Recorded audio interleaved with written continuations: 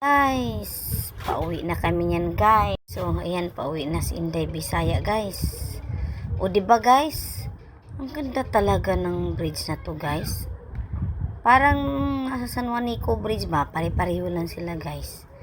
Ganun. Kaya pala sigsag-sigsag pala tong guys. Sabi ng asawa ko. Diba pansin nyo guys yung bridge sigsag-sigsag. Ganun po.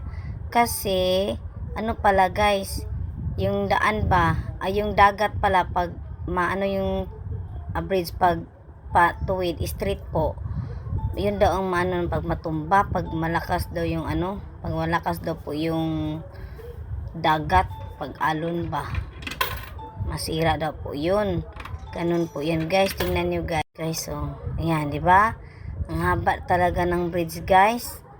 Kala ninyo sa San Juanico Bridge lang sa Leyte, meron din yan dito sa Misok guys. Ayan o diba? Tingnan mo yung mga puno guys. Ang tawag yan dito guys is pagatpat. Iwan ko kung ano yan sa iba guys.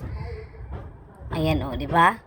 Ang haba. Kanina pa kami guys. Ilan na mahaba laging bridge na to guys. Malapit na kami yan guys. Malapit na kami dyan sa pauwi na kami yan dito guys. Ayan guys. Kita yung view. Diba ang linaw ng dagat? Kala nyo no? Diba? Hindi ako galit guys. Tapusin nyo lang kasing video para hindi ako guys. Napagod kayo pag magsalita walang nanood ng video ko guys. Diba? Ayan. Yan na po. Dito na po.